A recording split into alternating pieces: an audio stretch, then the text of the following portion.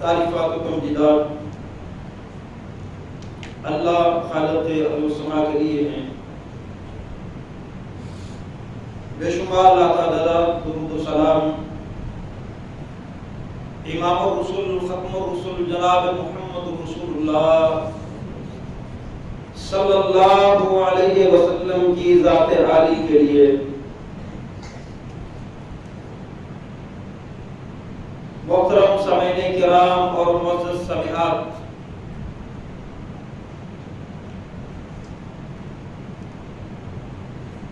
جتنا کسی مسلمان کے لیے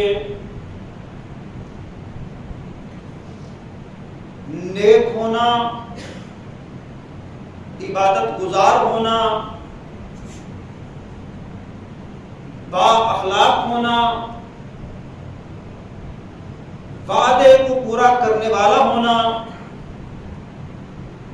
امانت دار ہونا، یہ سب کچھ جتنا ضروری ہے اتنا ہی ضروری بہادر ہونا بھی ہے. کہ نیک بھی ہو، دیانتدار بھی ہو، ایفائے عہد کرنے والا بھی ہو، ملنسار بھی ہو، با اخلاق بھی ہو، لیکن اگر وہ بہادر نہیں ہے تو اسلام کو ایسے فالوورز مطلوب نہیں ہے. ہر دکھ اور سکھ میں وہ بہادری کے ساتھ مقابلہ کرے، جرأت اور دلیری کے ساتھ مقابلہ کرے. سیدنا ابو بکر صدیق رضی اللہ تعالی عنہ ان بے مثل بہادروں میں سے ایک تھے کہ جب مدینہ طیبہ کی فضا سوگوار تھی، مدینہ طیبہ پر مکمل سناٹا تھا، ہوا کیا ہے کہ ساری کائنات جس شخص کے انتظار میں بیٹھی رہی وہ شخص آیا، اللہ رب العالمین کا پیغام انسانیت کو سنایا، عقیدہ توحید کی دعوت دی، بتوں کو توڑ پھینکا، غلامیاں ختم کر دی، سود مٹا دیے، جاہلیت کے خونوں کو اپنے پاؤں تلے رون دیا. ایک وقت تھا کہ ساری کائنات ایک شخص کی منتظر تھی. آج مدینے کی فضا سوگوار ہے. کیوں؟ کہ نہ اللہ کی زمین ہے نہ آسمان نے ایسا شخص دیکھا تھا جو آج دار فانی سے رخصت ہو رہا تھا. صحابہ کی زندگیوں کے اندر یہ سب سے بڑا صدمہ اور سب سے بڑا حادثہ امام کائنات کا دنیا سے چل بسنا تھا. سارے پریشان، کوئی وحی کے منقطع ہونے پر پریشان ہے، کوئی نبی کریم صلی اللہ علیہ وسلم کے وصال پر پریشان ہے، اور پریشانی اتنی شدید ہوئی کہ عمر فاروق جیسے بہادر انسان نے کہہ دیا کہ جو شخص یہ کہے گا کہ محمد رسول اللہ صلی اللہ علیہ وسلم وفات پا گئے ہیں میں اس کا علاج کر دوں گا. نبی مکرم فوت نہیں ہوئے، پریشان گھبرائے ہوئے. عبداللہ ابن عباس رضی اللہ تعالیٰ عنہ، یہ وہی عمر تھے نا کہ جب اسلام قبول کیا تھا نا تو رسول اللہ صلی اللہ علیہ وسلم سے فرمایا تھا اے اللہ کے نبی آپ چھپ کے نمازیں نہیں. عمر کے اسلام قبول کرنے کا کیا فائدہ کہ اگر آپ بھی مسلمان چھپ کے نمازیں پڑھیں. نمازیں کعبے کے صحن میں ہوگی، کفار کے سامنے ہوگی، یہ عمر آج غم سے نڈھال ہے، اور اس قدر نڈھال کہ رسول اللہ صلی اللہ علیہ وسلم کی اس مفارقت کو، اس جدائی کو، اس غم کو، اس صدمے کو برداشت کرنے کے لیے تیار نہیں۔ عبداللہ بن عباس رضی اللہ تعالیٰ عنہ فرماتے ہیں کہ سیدنا ابو بکر اپنی بیٹی اور ام المومنین سیدہ عائشہ رضی اللہ تعالیٰ عنہ کے حجرہ سے نکلے، باہر لوگوں کے درمیان عمر فاروق کھڑے ہیں اور یہی کہہ رہے ہیں کہ خبردار کسی نے کہا کہ محمد وفات پا گئے ہیں صلی اللہ علیہ وسلم۔ ابو بکر صدیق آئے، فرمایا عمر اجلس یا عمر، عمر بیٹھ جاؤ۔ عمر بیٹھنے کے لیے بھی تیار، صدمہ اتنا شدید ہے۔ لوگوں نے عمر فاروق رضی اللہ تعالی عنہ سے رخ پھیرا، سبھی ابو بکر صدیق رضی اللہ تعالی عنہ کی طرف دیکھنا شروع ہو گئے۔ آپ نے خطبہ مسنونہ پڑھا، اگر دیگر روایات کا تقابل کیا جائے تو لگتا ایسے ہے کہ جب آپ نے خطبہ شروع کیا، عمر فاروق صدمے سے بے ہوش ہو کر زمین پر جا گرے، اور پھر آپ نے خطبہ دیا۔ خطبہ دینے کے بعد بڑے خوبصورت الفاظ کہے اور غمزدہ صحابہ کو ڈھارس بندھانے کے لیے اس سے اچھے اور بڑے الفاظ مل ہی نہیں سکتے تھے۔ وہ کیا تھے؟ فَمَنْ كَانَ مِنْكُمْ يَعْبُدُ مُحَمَّدًا فَإِنَّ مُحَمَّدًا قَدْ مَاتَ، کہ جو تم میں سے محمد صلی اللہ علیہ وسلم کی عبادت کرتا تھا، فَإِنَّ مُحَمَّدًا قَدْ مَاتَ، کہ وہ جان لے محمد صلی اللہ علیہ وسلم وفات پا چکے ہیں۔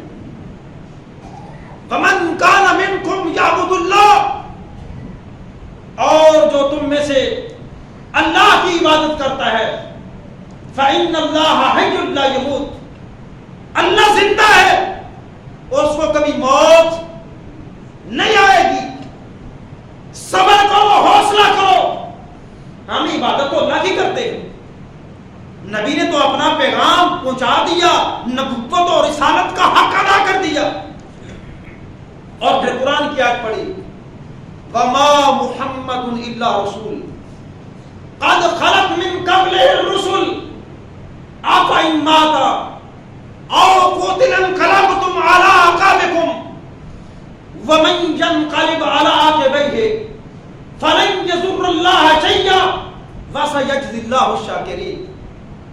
بعض روایات کے اندر آتا ہے کہ جب یہ قرآن کی آیت پڑھی تو عمر فاروق کو ہوش آیا، ان کو ہوش آیا، اور عبداللہ ابن عباس بیان فرماتے ہیں کہ جب ابو بکر صدیق رضی اللہ تعالی عنہ نے یہ قرآن کی آیت پڑھی تو ایسا محسوس ہوا کہ جیسے یہ قرآن کی آیت پہلے ہم نے نہیں سنی، ابھی ابھی آئی ہے۔ ایسے لگا جیسے ہمیں قرآن کی اس آیت کا پتہ ہی نہیں تھا۔ ابو بکر پڑھ رہے ہیں، صحابہ کرام اس آیت کو یاد کر رہے ہیں۔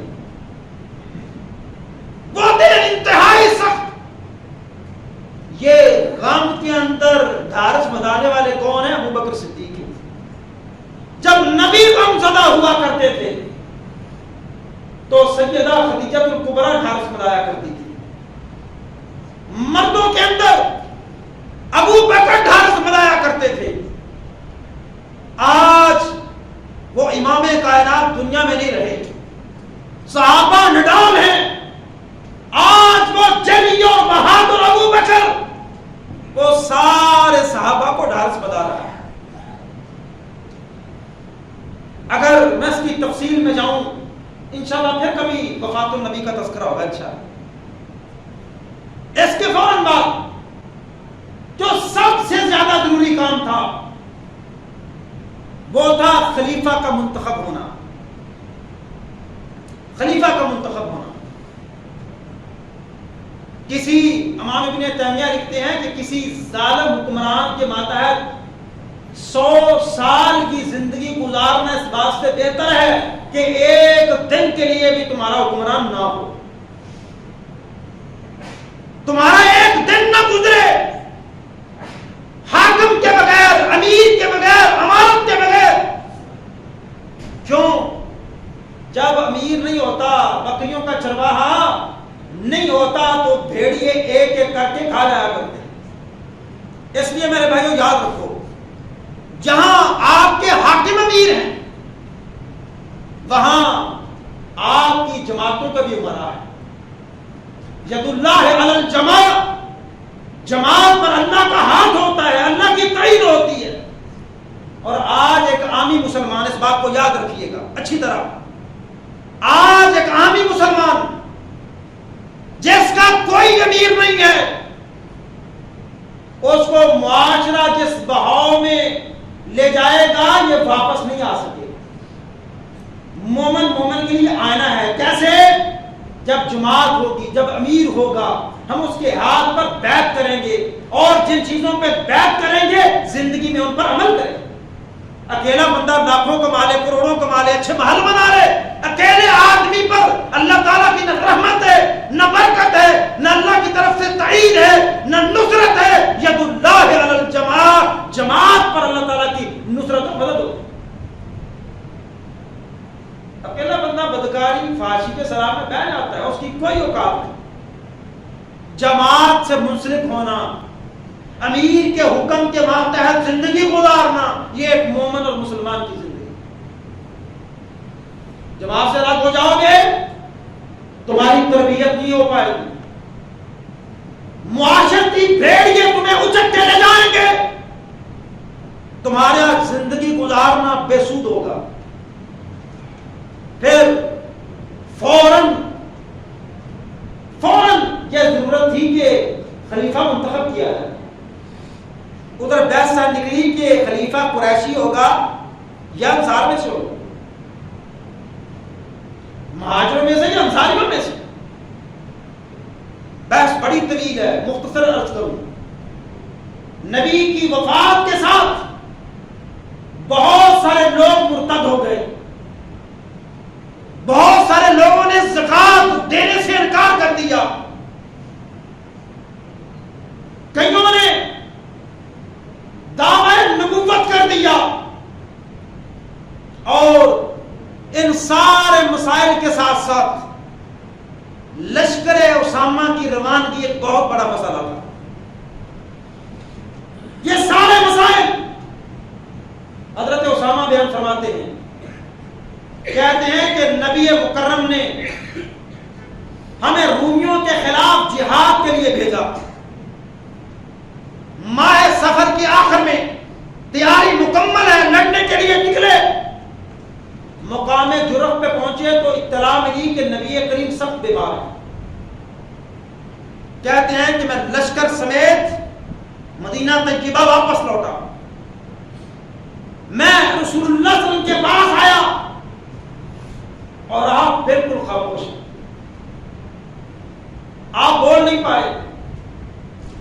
میں قریب جا کے بیٹھا, نبی رحمت نے اپنے ہاتھ آسمانوں کی طرف اٹھائے اور کہتے ہیں کہ ہاتھ نیچے کرنے سے پہلے دعا کے بعد وہ ہاتھ میری طرف الٹا دیے, وہ میری طرف الٹا دیے کہ اسامہ تیرے ساتھ اللہ کی مدد ہو. اتنے آپ پریشان تھے. اب جب کہ رسول اللہ صلی اللہ علیہ وسلم وفات پا چکے, اب صحابہ کے درمیان بھی یہ نزاع تھا کہ حالات یہ ہیں کہ ارتداد کا فتنہ پھیل چکا, لوگ مرتد ہیں, زکات دینے سے انکار کر رہے ہیں, مدعیان نبوت ہے, نبوت کا دعویٰ کرنے والے اب سب مدینے کو گھیر رہے ہیں, فتنہ شدید ہے. ان حالات کے اندر لشکر اسامہ کو روانہ نہیں کرنا چاہیے. یہ بھی بڑا اہم مسئلہ ہے.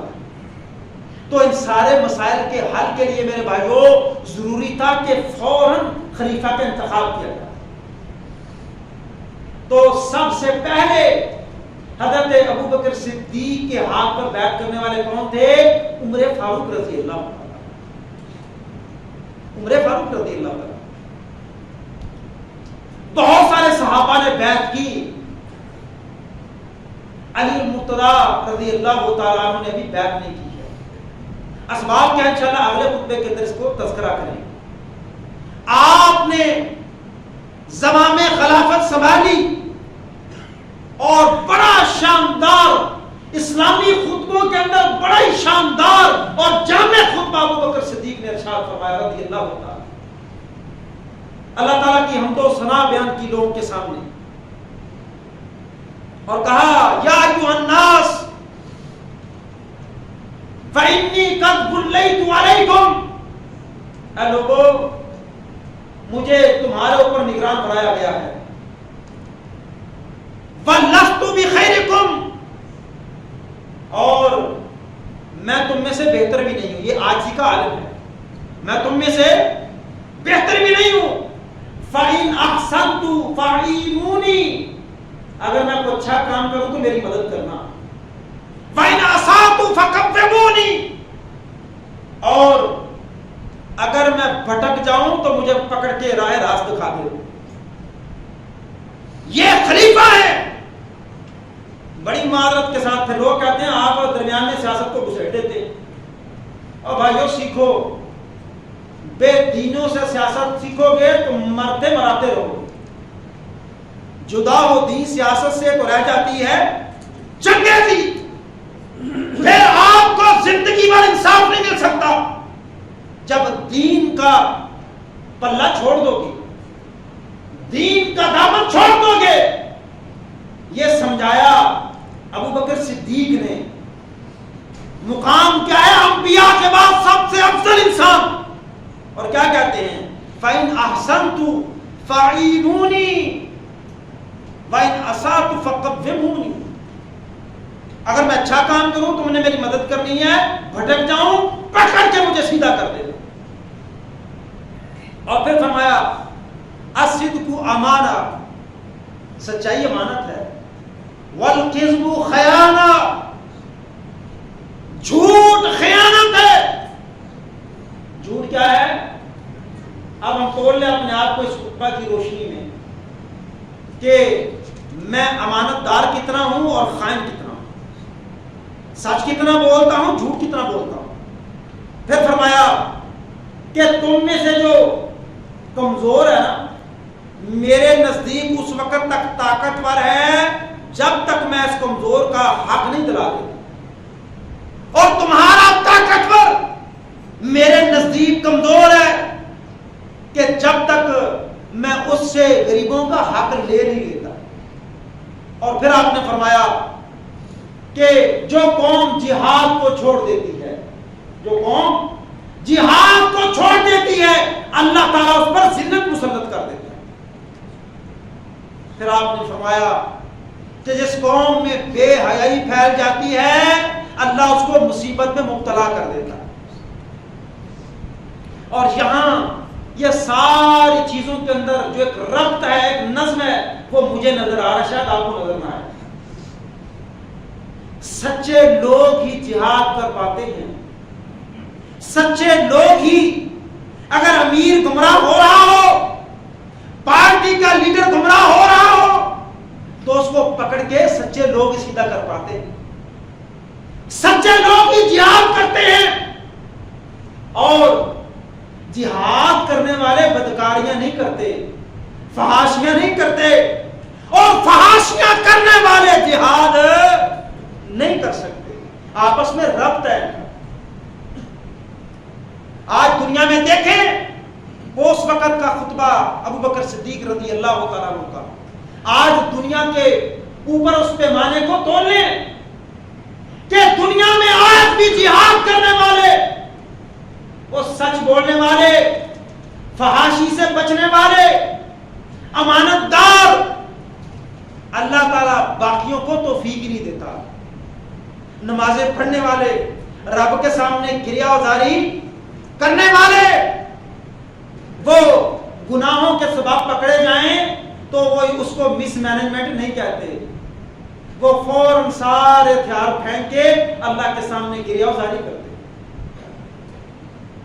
وہ اپنے گناہوں کا احساس کرتے ہیں کہ اگر مجھے شکست ملی ہے, کہیں صدمہ ملا ہے, کوئی تکلیف ملی ہے, تو لگتا ہے کہ میرے گناہوں کی سزا ہے. پھر حضرت ابوبکر صدیق رضی اللہ تعالیٰ نے فرمایا کہ میری اطاعت اس وقت تک کرتے رہنا جب تک میں اللہ تعالیٰ کی اطاعت کروں اور اس کے رسول کی اطاعت, اور جب میں اللہ اور اس کے رسول کی اطاعت چھوڑ دوں پھر تمہارے اوپر میری اطاعت کرنا واجب نہیں. شرط کیا ہے؟ رعایا اور حاکم کے قوانین اور اصول بیان فرمائے ہیں ابوبکر صدیق رضی اللہ تعالیٰ کہ جب تک حاکم اللہ اور اس کے رسول کے احکامات کو نافذ کرتا رہے تم اطاعت کرتے رہو, جب نافذ کرنا چھوڑ دے تم اطاعت سے ہاتھ کھینچو. کیا ابو بکر والی سیاست ہماری ہے؟ ہمارا لیڈر کبھی نہیں کہے گا کہ میں جھوٹ بولوں مجھے چھوڑ دینا, میں دین سے ہٹ جاؤں مجھے چھوڑ دینا. کہتے ہیں نہیں, تم پابند ہو. اور میں نے یہ سنا ہے کہ آئندہ کچھ ایجنڈے بن رہے ہیں, وہ گورنمنٹ کی طرف سے ایکٹ بن رہے ہیں کہ کوئی شخص وہ اپنی پارٹی نہیں چھوڑ سکتا. اور میرے خیال سے اس کے پرسپیکٹو ہارس ٹریڈنگ کہ وہ نہیں کر سکتا. پکڑا گیا تو حیات پابندی ہو, بھائی پکڑو گے تو پابندیاں لگاؤ گے. یہ کرپٹ سسٹم, کرپٹ نظام, کرپٹ حکمران, یہ جب تک میں اور آپ ان پر جدل و جدال کرتے رہیں گے نا تب تک اللہ کی رحمتیں ہمارے ساتھ نہیں. یہ نظام سمجھایا ابوبکر صدیق رضی اللہ تعالیٰ. اور سب سے پہلا کام جو خلافت سنبھالتے کیا وہ لشکر اسامہ کو روانہ کیا. صحابہ کے درمیان اختلاف ہے کہ آپ اسامہ کو روانہ کر رہے ہیں. اسامہ عمر میں بڑا چھوٹا ہے. جب رسول اللہ صلی اللہ علیہ وسلم روانہ کرنے جا رہے ہیں تو اس وقت بھی اختلاف ہوا کہ یہ عمر میں بڑا چھوٹا ہے, ٹھیک ہے, اس کا تجربہ نہیں ہے, اور آپ رومیوں کے خلاف لڑنے کے لیے بھیج رہے ہیں. اللہ کے نبی صلی اللہ علیہ وسلم نے فرمایا کہ تم نے تو اس کے باپ کے بارے میں بھی اختلاف کیا تھا. حضرت زید کے بارے میں غزوہ موتا کے اندر کمانڈر بنا کے بھیجا حضرت اسامہ کے باپ کو, تم نے اس وقت بھی اعتراض کیا تھا. اب اسامہ پہ بھی اعتراض کرتے ہو, مجھے اس کا باپ بھی بڑا محبوب تھا اور یہ اسامہ بھی مجھے بڑے محبوب. تو حضرت ابوبکر صدیق فرمانے لگے کہ حالات چاہے کیسے ہو جائیں, جو کام میرے نبی نے کیا ہے ابو بکر اس کو روک نہیں سکتا. یہ لشکر روانہ ہوگا, یہ لشکر جائے گا. اگرچہ مدینے کے اندر درندے میریاں بوٹیاں اچک لیں, درندے مجھے اچک لیں, میرے جسم کو توڑ تاڑ کر دیں, جس کام کے لیے میرے نبی نے اسامہ کو بھیجا ہے ابو بکر روک نہیں سکتا. اور ساتھ پتہ کیا فرمایا تھا کہ چاہے میں مدینے میں تنہا رہ جاؤں, خدشات ہیں نا, خطرات ہیں, مرتد بھی ہیں, مانع زکات بھی ہیں, سارے ہیں, لیکن میں اکیلا رہا تو اس لیے اسامہ کو نہیں روکوں گا کہ یہ میری مدد کے لیے رک جائے. یہ نبی نے کام کیا, میں اسامہ کو رومیوں کے خلاف جنگ کے لیے بھیجوں گا.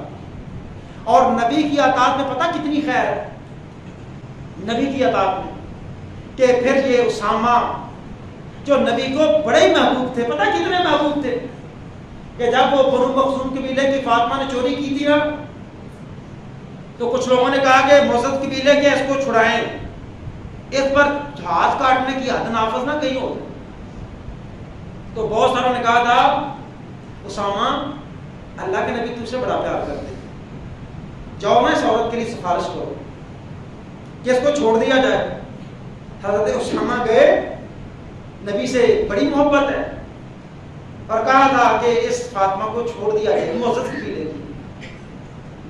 تو اللہ کے نبی صلی اللہ علیہ وسلم نے پتہ کیا جواب دیا تھا, اتشفع فی حد من حدود اللہ یا اسامہ, اسامہ یہ تو اللہ کی حدیں ہیں, میں نبی بھی نہیں بدل سکتا, اللہ کی حدوں میں سفارش کر رہے ہو. گویا صحابہ کے نزدیک کتنا مقام تھا اسامہ کا کہ اگر بات نبی نے مانی نا تو اسامہ کی مان جائے. اللہ کے نبی صلی اللہ علیہ وسلم کے بھیجے ہوئے اس لشکر جس کو ابو بکر صدیق نے بھیجا، اتنی اللہ نے برکت ڈالی کہ تقریباً 40 دن کے بعد یہ لشکر رومیوں کے خلاف فتح یاب ہو کے لوٹا، مال غنیمت بھی کثیر مقدار میں لے کے آئے، اور اس کا سب سے بڑا فائدہ یہ ہوا کہ رومیوں کے اور باقی بڑی بڑی جو امپائرز تھی ان کے دلوں میں مسلمانوں کا خوف بیٹھ گیا، داغ بیٹھ گئی۔ اس لیے جو کام نبی نے کیا اس کے کرنے میں خیر ہے، چھوڑ دینے کے اندر خسارے خسارے۔ آئیے آخری حدیث بیان کرتا ہوں چونکہ یہ ٹاپک آگے بھی چلے گا۔ حضرت ابو بکر صدیق نے جو نبی نے کام کیا اس کو روکا کوئی بھی کام، حضرت ابو بکر صدیق نے نہ اس کو بدلا ہے نہ روکا ہے۔ محمد بن اسماعیل السلمی، ابو بکر نے نماز بھی وہ پڑھی ہے جو محمد رسول اللہ صلی اللہ علیہ وسلم نے پڑھی۔ یہ تھوڑا سا ہم سبق لیتے جائیں۔ اکثر یہ بڑا انٹلیکچوئل سے بات کرتے ہیں لوگ، یہ مولوی جڑے نا وہ نماز میں رفع الدین آمین تو باہر نہیں ہوندا، قوماں کتھے پہنچ گئی نے۔ اچھا جی نماز پر توڑ پھوڑ دیں، جیسی مرضی نماز پڑھیں، قوموں کے ساتھ ترقی کر جائیں، اور وہ جو سب سے بڑی اور سب سے پہلی عبادت ہے نا دین اسلام کے وہ دی خیر جی میں مرضی بھی ہو، ایسا ہرگز نہیں ہو۔ اور اگر نبی کے طریقے سے ہٹ کے ہم عبادت کریں گے نا تو قرآن نے ان کے بارے میں بیان فرمایا عاملۃ ناصبہ تصلی نارا حامیہ، عمل کر کر کے تھکے ہوں گے، اللہ کے دربار میں آئیں گے، اللہ فرشتوں سے کہے گا پکڑو ان کو جہنم میں پھینکو۔ بڑی عبادت گزار ہے لیکن اس کی عبادت کا طریقہ وہ نہیں تھا جو محمد رسول اللہ صلی اللہ علیہ وسلم نے کر کے دکھایا۔ السنن الکبری للبیہقی کے اندر روایت، حافظ ابن حجر، امام سبکی اور امام بہقی نے کہا اس روایت کے تمام رجال ثقات ہیں، بالکل صحیح روایت۔ محمد بن اسماعیل السلمی بیان فرماتے ہیں، کہتے ہیں کہ میں نے نماز پڑھی ابو نعمان محمد بن فضل کے پیچھے، انہوں نے نماز شروع کی تو رفع الیدین کیا، رکوع میں گئے تو رفع الیدین کیا، رکوع سے اٹھے تو رفع الیدین کیا۔ میں نے پوچھا یہ جو آپ نے کیا کیسے کیا؟ وہ محمد بن فضل ابو نعمان فرماتے ہیں کہ میں نے حماد بن زید کے پیچھے نماز پڑھی، انہوں نے نماز کے آغاز میں رفع الیدین کیا، رکوع جاتے ہوئے رفع الیدین کیا، رکوع سے اٹھ کے رفع الیدین کیا۔ وہ فرماتے ہیں کہ میں نے ایوب سختیانی کے پیچھے نماز پڑھی۔ پوچھا نا محمد بن فضل نے حماد بن زید سے کہ یہ آپ نے کیوں کیا؟ کہا میں نے نماز پڑھی ایوب سختیانی کے پیچھے رحمہ اللہ، انہوں نے نماز کے شروع میں رفع الیدین کیا، رکوع میں جاتے ہوئے رفع الیدین کیا، رکوع سے کھڑے ہو کے رفع الیدین کیا۔ جب ان سے پوچھا گیا کہ آپ نے ایسا کیوں کیا، انہوں نے کہا کہ میں نے عطا بن ابی رباح کے پیچھے نماز پڑھی، انہوں نے جب نماز شروع کی تو رفع الیدین کیا، رکوع میں گئے تو رفع الیدین کیا، جب رکوع سے اٹھے تو رفع الیدین کیا۔ جب ان سے پوچھا گیا کہ آپ نے یہ کیوں کیا، عطا ابن ابی رباح سے کہتے ہیں میں نے عبداللہ ابن زبیر کے پیچھے نماز پڑھی، صحابی رسول، ان کے پیچھے نماز پڑھی، انہوں نے نماز کے آغاز میں رفع الیدین کیا، رکوع میں جاتے ہوئے رفع الیدین کیا، رکوع سے کھڑے ہو کے رفع الیدین کیا۔ ان سے پوچھا گیا کہ آپ نے ایسا کیوں کیا، عبداللہ ابن زبیر فرماتے ہیں میں نے ابو بکر صدیق رضی اللہ تعالیٰ عنہ کے پیچھے نماز پڑھی۔ سیرت ابو بکر صدیق اگر خطبہ خلافت ہے، علی منہاج النبوہ ہے، تو پھر نماز کون سی لینی ہے؟ نماز نبوی جو ابو بکر صدیق نے پڑھ کے دکھائی۔ حضرت ابو بکر صدیق فرماتے ہیں ان سے پوچھا گیا، وہ عبداللہ ابن زبیر فرماتے ہیں کہ ابو بکر صدیق رضی اللہ تعالیٰ نے نماز کے آغاز میں رفع الیدین کیا، رکوع جاتے ہوئے کیا، رکوع سے کھڑے ہو کے کیا۔ ان سے پوچھا آپ نے کیوں کیوں کیا؟ ابو بکر صدیق فرماتے ہیں میں نے محمد رسول اللہ صلی اللہ علیہ وسلم کے پیچھے نماز پڑھی اور محمد رسول اللہ صلی اللہ علیہ وسلم نے رکوع میں جاتے ہوئے، رکوع سے اٹھتے ہوئے، نماز کے آغاز میں تینوں جگہ محمد رسول اللہ نے رفع الیدین کی۔ اب میں تو کو نہیں آندہ کہ تمہیں لازمی کر رہے ہیں، میرا کام تھا حدیث بیان کر دیں۔ اور صحیح بخاری کے اندر بھی بہت ساری روایات، کتب ستہ کے اندر روایات 450 کے قریب روایات، میں لڑتا نہیں۔ حدیث بیان فرما دی ہے کہ ابو بکر صدیق رضی اللہ تعالی عنہ نے رفع الیدین کیا۔ وہ کہتے ہیں میں نے رسول اللہ صلی اللہ علیہ وسلم کے پیچھے نماز پڑھی، آپ نے بھی کیا۔ اللہ تعالیٰ ہمیں سمجھ کے عمل کی